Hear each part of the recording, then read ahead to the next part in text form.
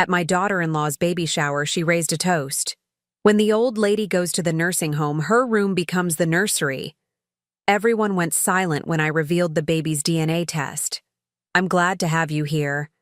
Follow my story until the end and comment the city you're watching from so I can see how far my story has reached. I stared at the delicate teacup in my hands, my knuckles turning white as I gripped it tighter. The beautiful baby shower decorations that had taken me 3 days to arrange suddenly seemed to mock me.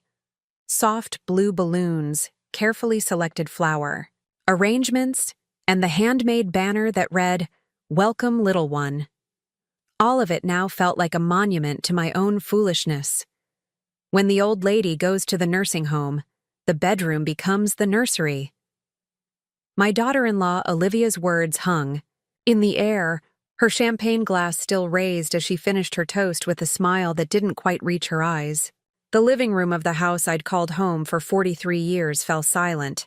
20 pairs of eyes darted between Olivia's smug face and my frozen expression. I'm Ruth Bennett, 65 years old, and I had just been erased from my own future by a woman half my age. What hurt most wasn't the casual cruelty, or even the assumption that I'd soon be shipped off to some facility. No, what cut deepest was my son Daniel's reaction. He chuckled.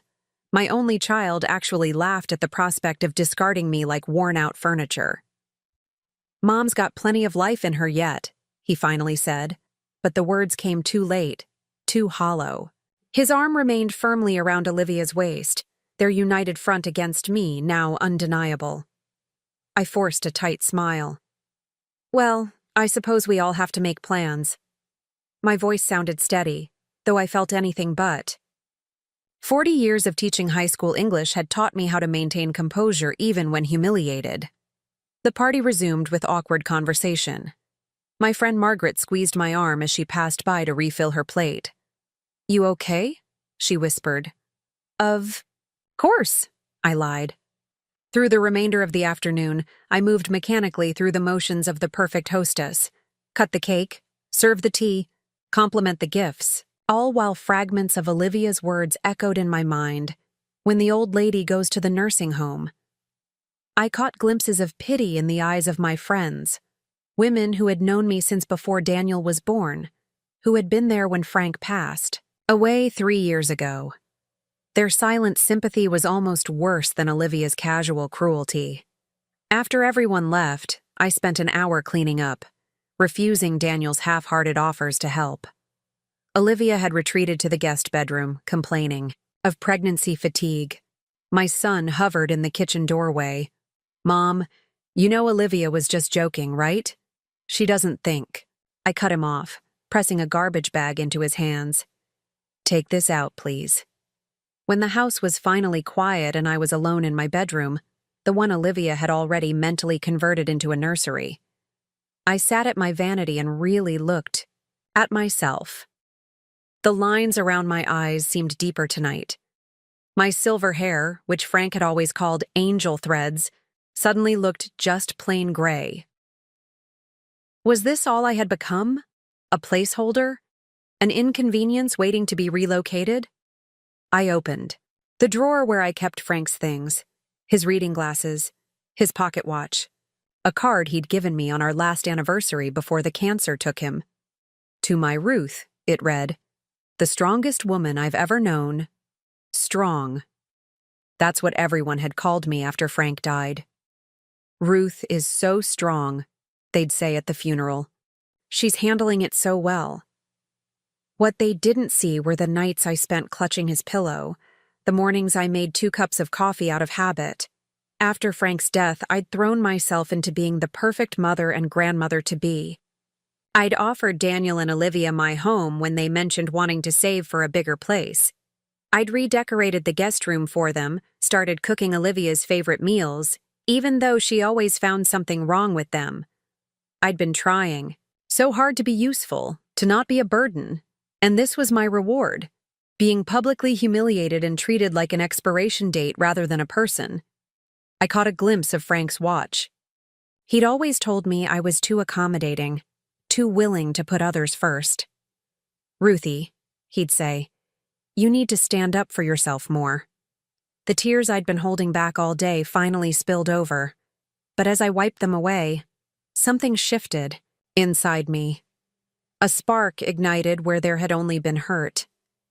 I thought about how Olivia had been acting these past few months, the hushed phone calls, the unexplained absences, the way she'd changed the subject whenever I walked into a room. At first, I'd attributed it to pregnancy hormones, but now I wondered if there was something more going on. I remembered the strange mail that had arrived for her last week, an envelope she'd snatched from my hands before I could see the return address. I recalled how nervous she'd seemed when her phone rang during dinner 2 nights ago, and how she'd stepped outside to take the call. The more I thought about it, the more certain I became that Olivia was hiding something. And whatever it was, I intended to find out. I might be 65, but I wasn't dead yet. And I certainly wasn't going to any nursing home without a fight. I dried my tears and looked at my reflection again. This time, I saw something else in my eyes. Determination. When the old lady goes to the nursing home. Olivia's words echoed once more, but this time, instead of pain, they fueled a quiet resolve. I wasn't going anywhere, and if my daughter-in-law thought she could push me out of my own home, out of my son's life, she was about to learn a very important lesson about underestimating Ruth Bennett. The morning after the baby shower, I woke up with purpose. My humiliation had hardened into resolve overnight. I moved through my morning routine with a different energy, watching the house stir to life through new eyes. Daniel left early for work, kissing Olivia goodbye at the door while barely acknowledging me with a distracted "See you tonight, Mom." I noticed how she changed the moment he was gone, her saccharine smile dropping, her posture relaxing as if relieved to shed a heavy costume. "I'm going out for a bit," Olivia announced, not bothering to look at me as she gathered her purse. "Don't wait up for lunch." "Doctor's appointment?" I asked casually, stirring my tea. She hesitated, just a fraction too long. "Yes, routine checkup." I nodded, saying nothing more. But as she walked out, I noticed something odd. She was wearing heels. In her 7th month of pregnancy, when she'd been complaining constantly about swollen feet, she'd chosen 3-inch heels for a doctor's appointment? For the next 2 weeks, I observed Olivia carefully. The more I watched, the more inconsistencies I found. Tuesday, she claimed to be meeting her pregnancy support group, but returned with shopping bags from stores across town. Thursday, she mentioned having lunch with her mother, yet when I called Patricia later that day to thank her for the baby shower gift, she mentioned being at work all day. "You seem distracted, Ruth," Margaret said over coffee at our weekly get-together. We'd been friends for 30 years, had weathered marriages, children, and now widowhood together. "Something's not right with Olivia," I admitted. "She's hiding something." Margaret set down her cup. "Like what?" "I don't know yet. But she's constantly on her phone, texting someone. When Daniel's around, she's the perfect expectant mother. The moment he leaves, she transforms. Maybe it's just pregnancy hormones," Margaret suggested. I shook my head. "No, it's more than that. Yesterday I overheard her on the phone saying, 'He doesn't suspect anything.' And when she saw me, she hung up immediately." Margaret's expression softened with concern. "Ruth, are you sure you're not just looking for problems? After what she said at the shower?" "This isn't about that," I insisted, though we both knew it partly was. Something isn't right, and Daniel is completely blind to it. Later that afternoon, sorting through the mail, I found an envelope addressed to Olivia from a law firm I didn't recognize. My fingers itched to open it, but I placed it on the side table instead. When I heard her come in, I busied myself with folding laundry. "Mail came for you," I said casually. She snatched the envelope, her eyes widening slightly. "Thanks," she muttered, tucking it quickly into her purse. That night, while Daniel and Olivia were watching TV, I excused myself and went upstairs. My conscience battled briefly with my growing suspicion as I stood outside their bedroom door. Then I remembered Olivia's cruel toast, the look of smug superiority on her face, and my resolve strengthened. Their room, formerly my guest room, was immaculate, except for Olivia's nightstand. I opened the drawer carefully. Inside were prenatal, vitamins, hand cream, and a small black address book I'd never seen before. I flipped through it, finding several names and numbers I didn't recognize. But one name appeared multiple times. Jason K.I. put everything back exactly as I'd found it and left the room, my heart pounding. Back in my bedroom, I logged onto my computer. Daniel had set up Facebook for me years ago, insisting I needed to join the modern world. I rarely used it, but now I typed Olivia Bennett into the search bar. Her profile appeared, filled with pregnancy updates and photos of her and Daniel. Nothing suspicious. But then I clicked on her friends list and searched for Jason K. There. He was. Jason Keller. His profile picture showed a handsome man in his 30s. I clicked through to his page, and my breath caught. There, in a photo dated 2 years ago, were Jason and Olivia, arms around each other, looking very much like a couple. I scrolled further. More photos of them together, spanning several years, the most recent from just 8 months ago, around the time Olivia had announced her pregnancy. My hands trembled as I closed the laptop. Olivia had been with Daniel for only a year and a half. These photos suggested her relationship with Jason had overlapped with her relationship with my son. The next morning, I waited until Olivia had left for another of her mysterious appointments before calling Daniel at work. "Mom, is everything okay?" he asked, concern in his voice. "Everything's fine," I assured him. "I just wanted to ask you something. Does Olivia ever mention someone named Jason Keller?" Silence hung on the line. Then, "Her ex-boyfriend? Why are you asking about him?" I chose my words carefully. "I was just curious. She mentioned him in passing." "Well, they were together for a long time before she and I met. But that's ancient history." His voice hardened slightly. "Mom, I hope you're not creating problems where there aren't any. Olivia's pregnant with your grandchild. Please try to be supportive." After we hung up, I sat at the kitchen table, turning my wedding ring around my finger, a habit I'd developed whenever I was troubled. Daniel's words echoed in my mind. Ancient history. But what if it wasn't? That afternoon, sorting through a box of old photographs in the basement, I found one of myself at 30 pregnant with Daniel. Frank stood beside me, his hand protectively covering my swollen belly, love radiating from his smile. I traced his face with my fingertip, wishing he were here to advise me. "What would you do, Frank?" I whispered to the empty room. As if in answer, my phone chimed with a text message from an unknown number. "Ms. Bennett, this is Carla from Dr. Lowe's office. Just confirming Olivia's appointment for tomorrow at 2 p.m.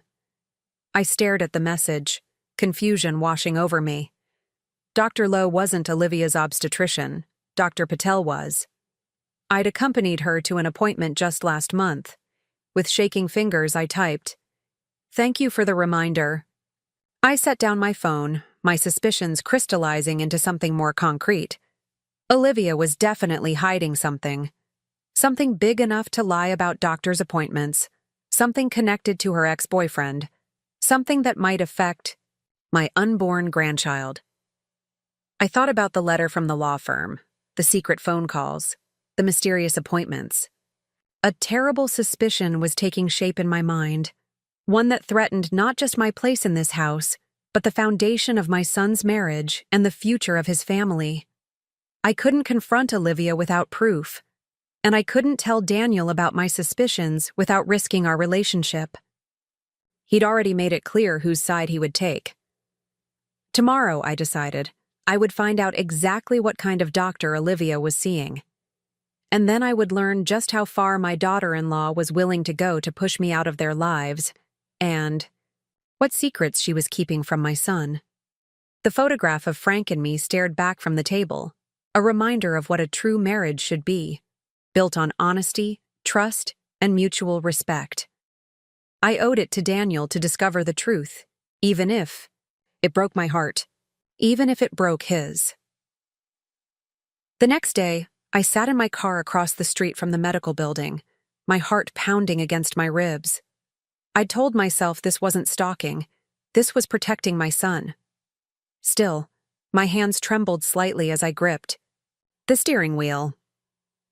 At precisely 1:45 p.m., Olivia's red SUV pulled into the parking lot. She emerged wearing large sunglasses and a scarf over her hair, despite the mild weather. Even from a distance, I could see her checking her surroundings before entering the building. The directory in the lobby listed Dr. Edward Lowe as a family law attorney, not a doctor at all. My suspicions crystallized into a cold, hard knot in my stomach. I waited 30 minutes before approaching the receptionist, a young woman with sympathetic eyes. "I'm Ruth Bennett," I said, keeping my voice steady. "My daughter-in-law, Olivia Bennett, has an appointment with Mr. Lowe today. I was supposed to meet her, but I'm running late." The receptionist checked her computer. "Yes, Mrs. Bennett is with Mr. Lowe now. Would you like to wait? They shouldn't be much longer." "Actually," I improvised, "could you tell me what floor his office is on? I'd like to freshen up before I see her." "Third floor, suite 308. I thanked her and headed to the elevator, my heart racing. I had no intention of barging into the attorney's office. I just needed to confirm Olivia was really there. Through the frosted glass door of suite 308, I could make out two silhouettes, a man in a suit and a woman whose profile was unmistakably Olivia's. This was no prenatal appointment. This was a meeting with a lawyer. As I turned to leave, the elevator opened and a tall man stepped out. My breath caught in my throat. I recognized him instantly from the Facebook photos, Jason Keller.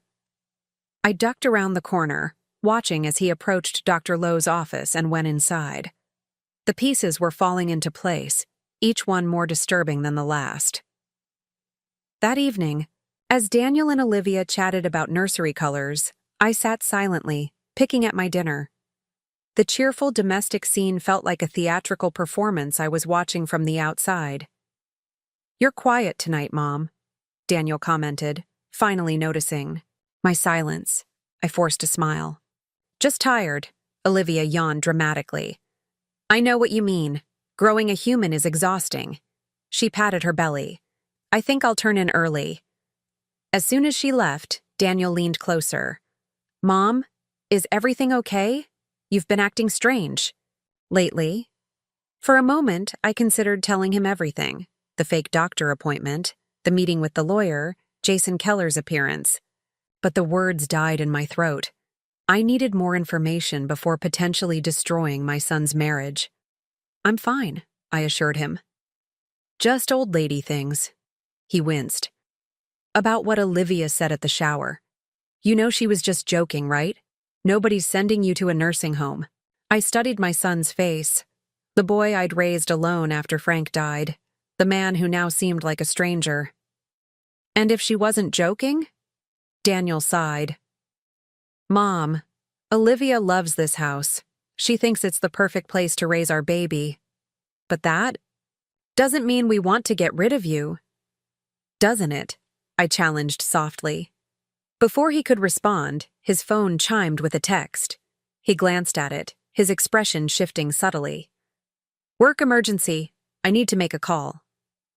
He squeezed my shoulder as he left. "We'll talk more later, okay?" I watched him go, doubt gnawing at my insides.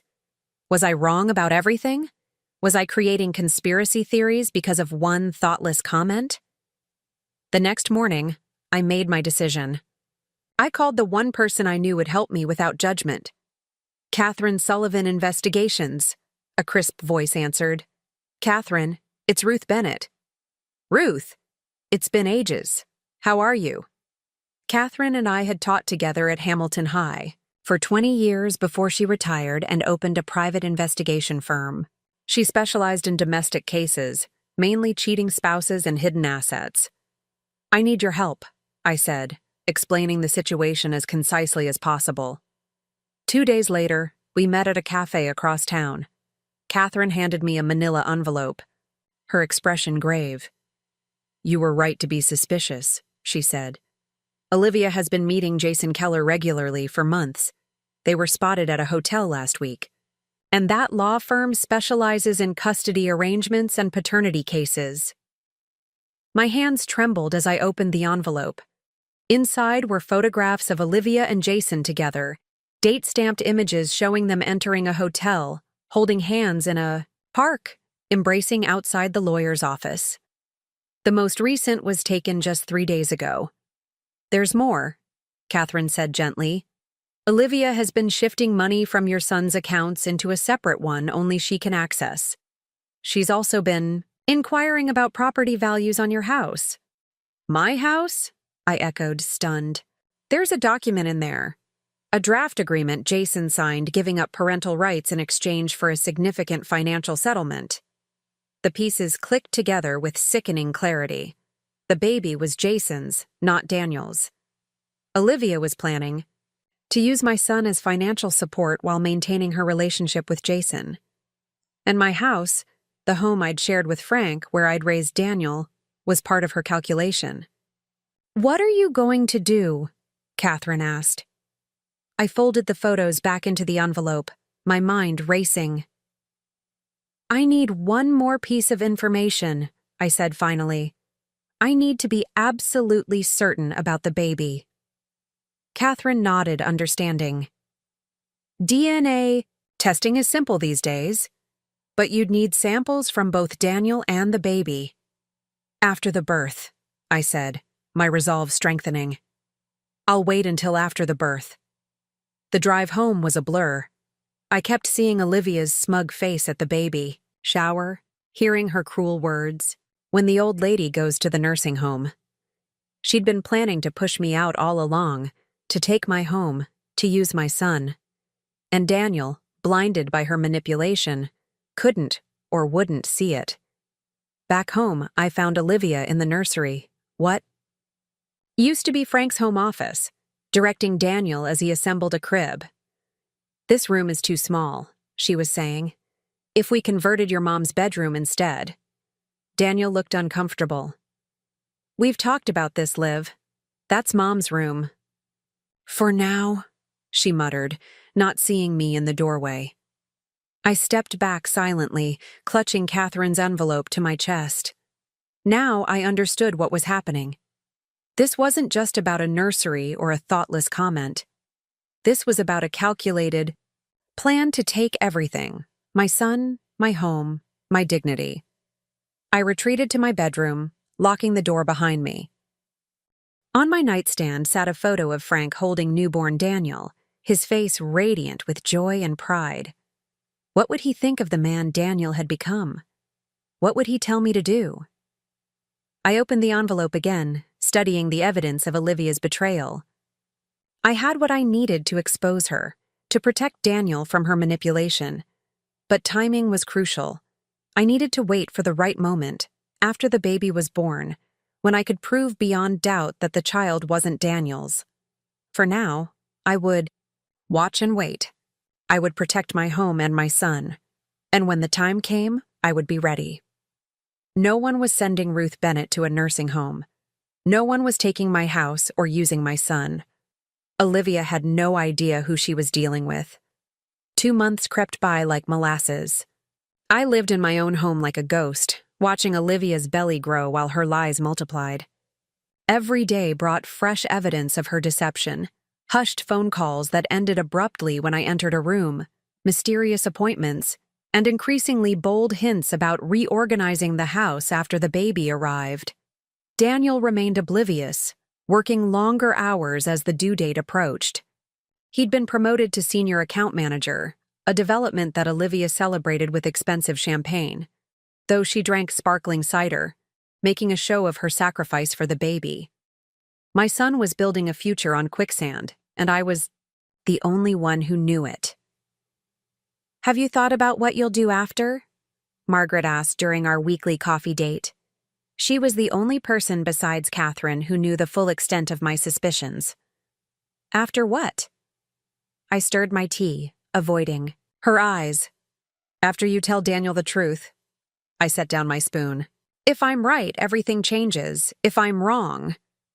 I couldn't finish the sentence. If I was wrong, I'd destroy my relationship with my son for nothing. You're not wrong, Margaret said firmly. Catherine's evidence is solid. The question is what happens next. What happened next arrived sooner than expected. 2 weeks before her due date, Olivia went into labor. Daniel called me from the hospital, his voice shaking with a mixture of panic and excitement. Mom, it's happening. We're at Memorial. Can you bring the hospital bag? It's by the front door. As I gathered Olivia's things, a small cosmetic bag fell from the larger duffel. Inside were her prenatal vitamins, lip balm, and a folded document. My hands trembled as I opened it. Another draft agreement with Jason Keller's signature, updated with specific financial terms and a clause about visitation rights. My suspicions had been correct all along. The baby wasn't Daniel's. At the hospital, I found Daniel pacing outside the delivery room, his face pale but radiant. How is she? I asked, handing him the bag. Progressing fast. The doctor says it won't be long now. He embraced me suddenly. I'm going to be a dad, Mom. My heart broke. For him. Yes, I said, unable to say more. Hours later, amid a flurry of nurses and the beeping of monitors, Olivia gave birth to a baby boy. 7 pounds, 8 ounces of what she claimed was Daniel's flesh and blood. My son wept as he held his son, unaware that the child might not be his. As Olivia slept, exhausted from labor, Daniel proudly showed me my grandson. We're naming him Frank, he said softly. After Dad. The knife twisted deeper. They had taken not just my home, my place in the family, but now Frank's name too. All built on a foundation of lies. I held the baby, studying his tiny features. He had Olivia's nose and mouth, but his eyes. Something about them reminded me of the photos I'd seen of Jason Keller. He's beautiful, I managed. After Daniel stepped out to call friends with the news, I approached the hospital bassinet.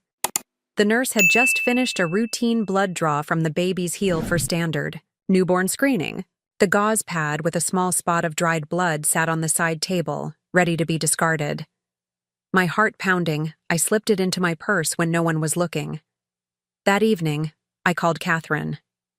I need your help again, I said quietly, explaining about the baby's birth. I have a sample from the baby. How do I get one from Daniel? Catherine's voice was grim. Are you absolutely sure you want to do this, Ruth?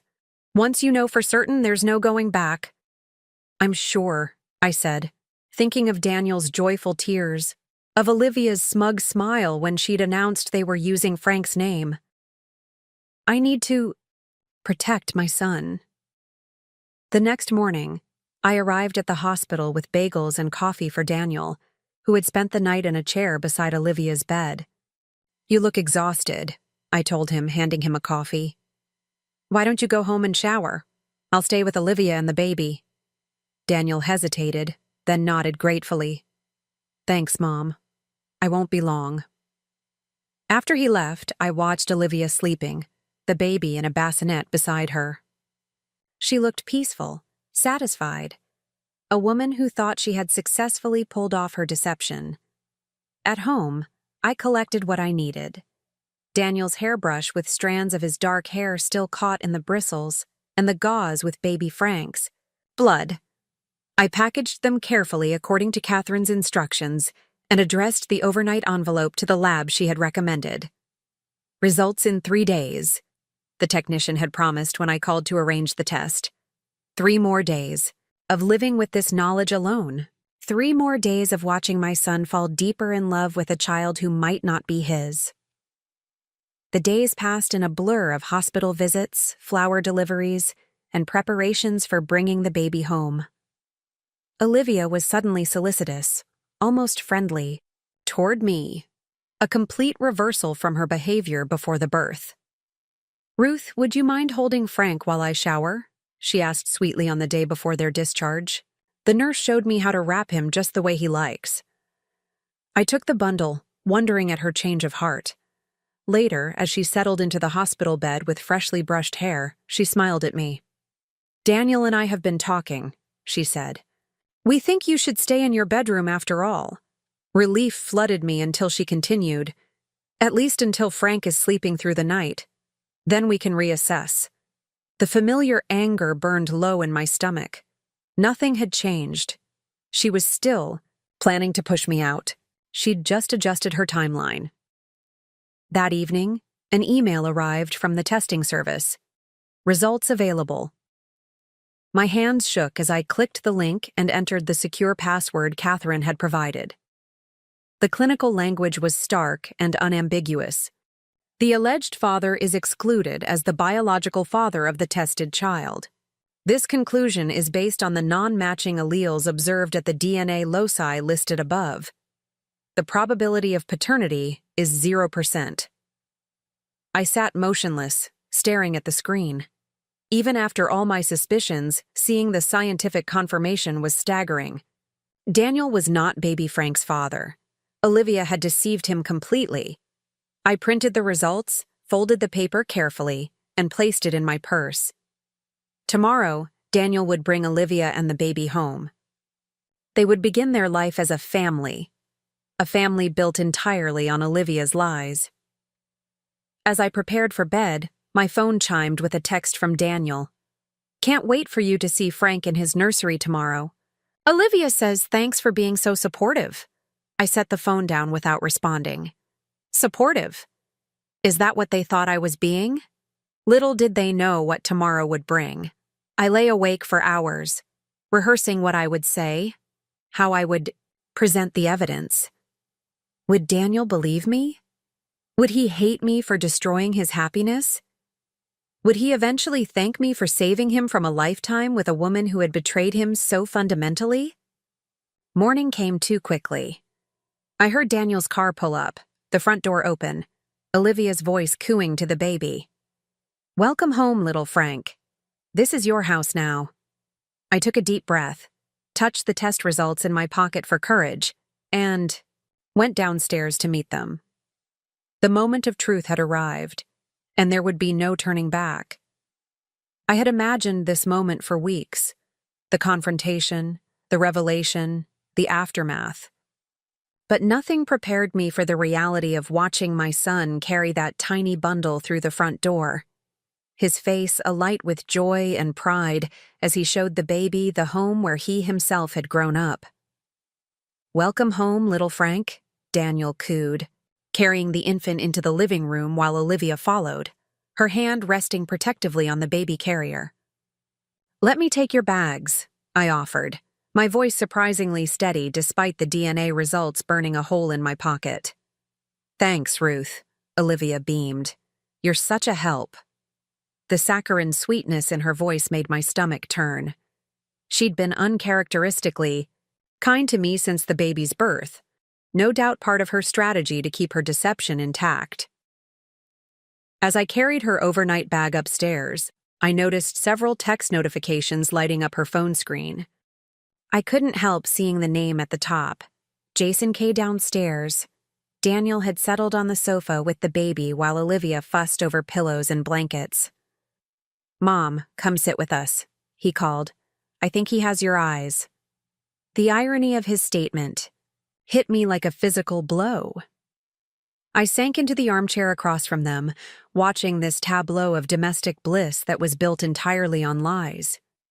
"Daniel," I started, then faltered. "How does one begin such a conversation? I need to talk to you both about something important."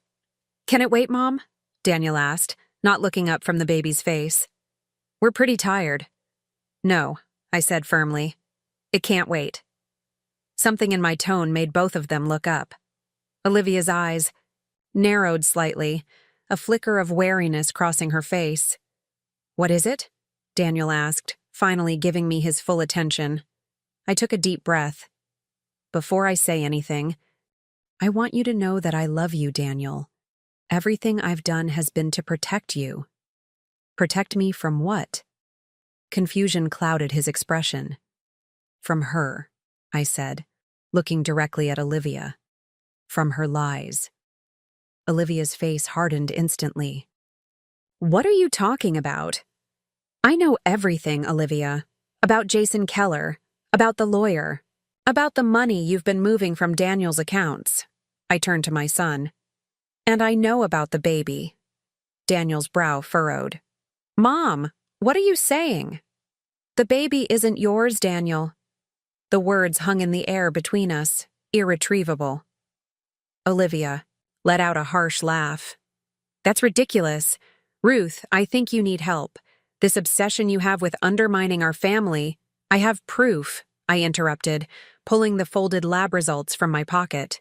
I had a DNA test done. Daniel's face drained of color. You did what? He stood abruptly, clutching the baby protectively.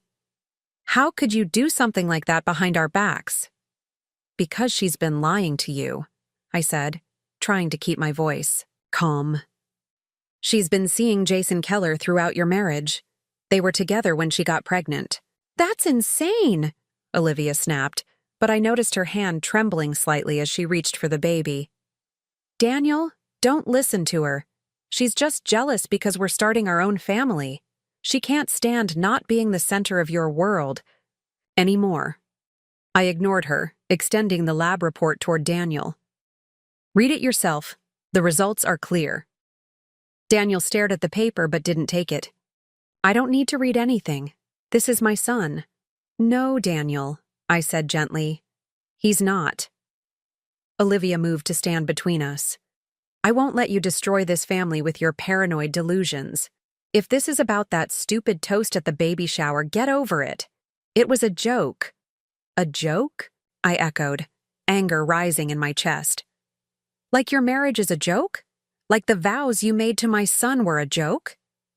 Mom, stop, Daniel pleaded, his voice cracking. You're upset because you think we're pushing you out, but this has gone too far. I have more proof, I said, reaching into my purse for Catherine's envelope. Photographs of Olivia with Jason, financial records, a draft agreement where Jason signs away parental rights in exchange for money. Your money, Daniel. Olivia's face contorted with rage. You had me investigated? You're sick. Look at the evidence, Daniel, I urged, spreading the photographs. On the coffee table. Look at the dates. Look at her with him, while she was pregnant with your supposed child. Daniel's eyes flicked reluctantly to the images. Olivia and Jason outside the lawyer's office, holding hands in a park, entering a hotel. His expression shifted from disbelief to dawning horror. These could be old pictures, he said weakly, but I could see doubt creeping in.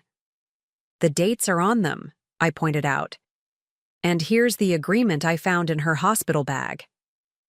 I unfolded the document with Jason's signature. He's giving up rights to the baby in exchange for a settlement. Money that would come from you, Daniel. The room went deadly quiet. The baby began to fuss in Daniel's arms, as if sensing the tension. Olivia? Daniel's voice was barely audible. Tell me this isn't true. Olivia's expression changed, calculation, replacing anger as she realized denial was futile. Fine, you want the truth? She took the baby from Daniel's arms. Yes, Frank is Jason's biological child, but we agreed. We? Daniel interrupted, his voice hollow. You and Jason agreed? About my life? About me raising another man's child without knowing? It was for the best, Olivia insisted. Jason wasn't ready to be a father, but he didn't want me to get an abortion. You wanted a family. It was a perfect solution. A perfect solution, Daniel repeated, his face ashen. To use me as a human ATM while you continued seeing him? To let me believe this child was mine? He looked down at the photos again, focusing on the most recent ones where Olivia was visibly pregnant. You were still sleeping with him while carrying his child, while married to me. It's complicated, Olivia said, her voice hardening. But the fact remains, we're a family now. Frank needs a father, and that father is you. The DNA doesn't matter. Daniel looked at her as if seeing her for the first time. The DNA doesn't matter? The truth doesn't matter? Did you ever love me at all? Of course I did, she said, but her eyes slid away from his. I still do, but you need to understand. I understand perfectly, Daniel cut her off. He turned to me, his eyes filled with a pain that broke my heart. You knew all along, didn't you? That's why you've been acting so strange. I nodded. I suspected after the baby shower. The way she talked about sending me away. It wasn't just about making room for the baby. It was about taking over this house. Taking your money. Using you. Daniel sank onto the sofa, burying his face in his hands. I can't believe this is happening. Olivia clutched the baby tighter, her demeanor shifting from defiance to calculation. Daniel, think about what you're doing. This is your son in every way that matters. We can get past this.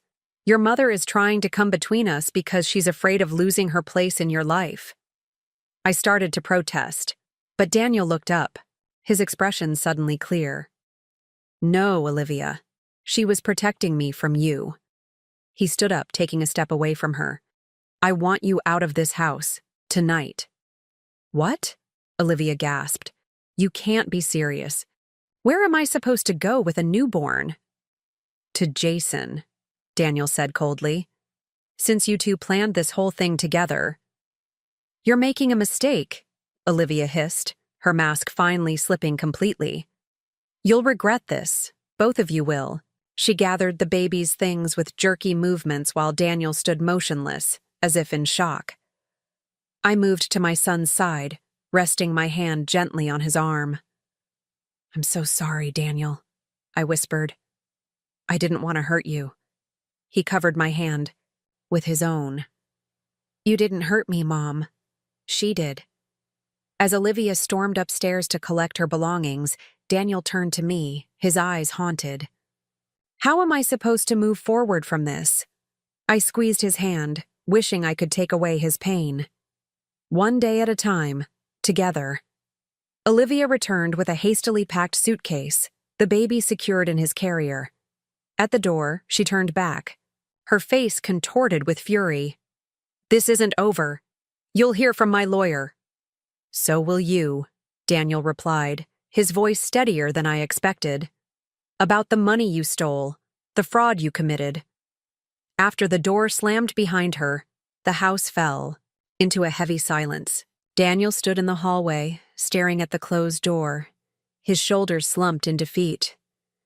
The nursery upstairs, once Frank's office, briefly baby Frank's room, now stood empty, a monument to Olivia's deception.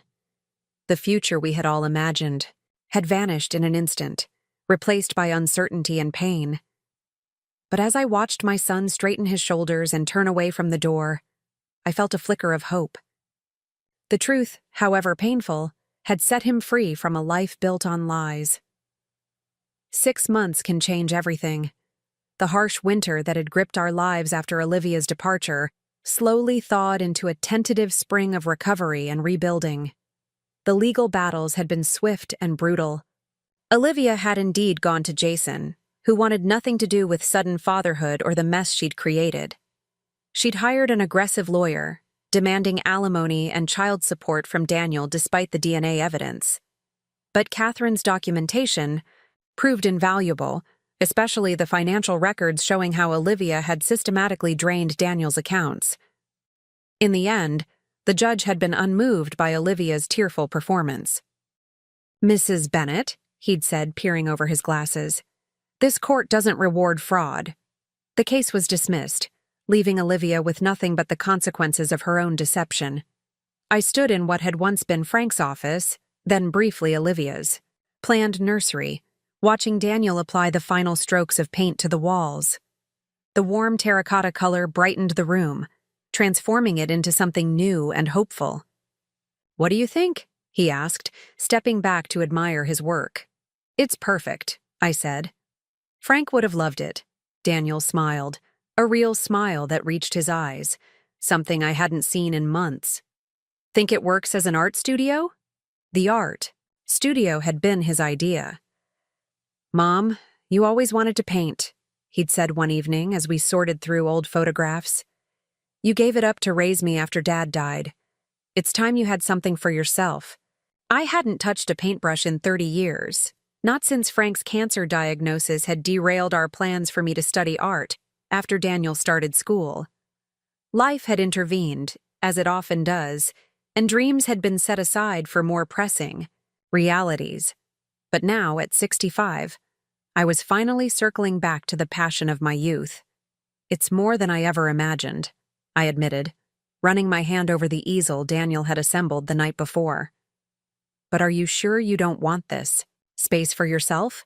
This is your home too." Daniel set down his paintbrush and faced me fully. "Mom, this has always been your home." I was the one who forgot that for a while. The months following Olivia's departure had been a time of painful revelations. Daniel had discovered more evidence of her deception, credit cards he hadn't known about, loans taken in his name, plans for selling the house that she'd researched behind his back. "I still can't believe how blind I was," he said, his expression clouding momentarily. I touched his arm gently. She was very convincing. She knew exactly what you wanted to hear. "And what I needed," he added quietly. "A family. A future." He shook his head. I was so desperate to build something of my own that I couldn't see what was right in front of me. "We all make mistakes," I said. "The important thing is learning from them." Daniel had certainly learned. After Olivia, he'd focused on rebuilding his finances, his career, his relationship with me. He'd moved back into his old bedroom temporarily, though we both knew he'd eventually find his own place again. For now, we were healing together, rediscovering the easy companionship we'd had before Olivia came between us. "The garden club ladies are coming over later," I reminded him. "Margaret's bringing her famous lemon bars." Daniel grinned. "I know. That's why I made sure to finish painting early." He gathered up his supplies. "I've got some work calls to make, but I'll be down for dinner." After he left, I stood alone in my new studio, marveling at how life can circle back on itself. 6 months ago, I'd been an unwanted fixture in my own home, someone to be tolerated until a convenient time to ship me off to a nursing home. Now, I was reclaiming space, not just in the house, but in my own life. The doorbell rang, pulling me from my thoughts. Through the window, I could see Margaret's car in the driveway, along with several others. The garden club had expanded in recent months, growing from our original 5 members to nearly 15 women, all over 60, all with stories of their own. It had started innocently enough. After word got out about what happened with Olivia, women from the neighborhood began stopping by. Some brought casseroles, others just coffee and conversation. Many had their own tales of toxic relationships, controlling children, manipulative in-laws, dismissive husbands. In their company, I found unexpected solidarity.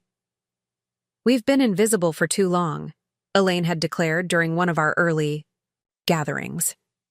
At 72, she'd recently left her husband of 50 years after discovering he'd been gaslighting her about her memory problems while carrying on with a younger woman. "It's time we started taking up space again."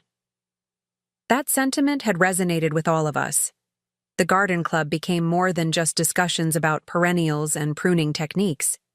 It became a place where women in their 6th, 7th, and 8th decades could speak honestly about reclaiming their lives, their homes, their very identities.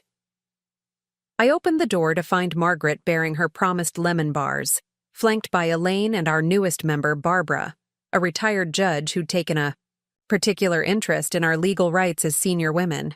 "Ruth!" Margaret embraced me warmly. The others are right behind us. Elaine brought those gardening catalogs you asked about. As the women filtered in, filling my home with chatter and laughter, I felt a profound sense of gratitude. These connections had been an unexpected gift from the wreckage of Olivia's deception. Later, as we gathered in the sunroom, teacups in hand and garden plans spread across the table, Barbara tapped her spoon against her cup for attention. "Ladies, I have an announcement," she said, her judicial authority still evident in her bearing. "The Senior Center has offered us space for weekly art classes. They were quite impressed with our community garden project and want to expand our partnership." Murmurs of approval rippled through the group. Our garden project, transforming an abandoned lot near the community center into a thriving space, had given many of us purpose during the dark winter months. "Ruth," Barbara continued, turning to me, "we were hoping you might consider leading some beginner painting sessions. Daniel mentioned you were quite talented in your youth." I felt a flush of pleasure mixed with trepidation. "I haven't painted seriously in decades." Elaine waved away my protest. "None of us have done half the things we're doing now in decades. That's the point." Laughter rippled through the room, warm and genuine. "I'll think about it," I promised, already imagining what I might teach, how I might structure classes for women who, like me, were discovering, or rediscovering, creative outlets in their later years. As the afternoon waned, the women began gathering their things. Margaret stayed. "Behind, helping me clear teacups and dessert plates. You seem happy," she observed, studying my face. Genuinely happy. I considered this as I rinsed a teacup. I am, I realized. Not despite everything that happened, but because of it.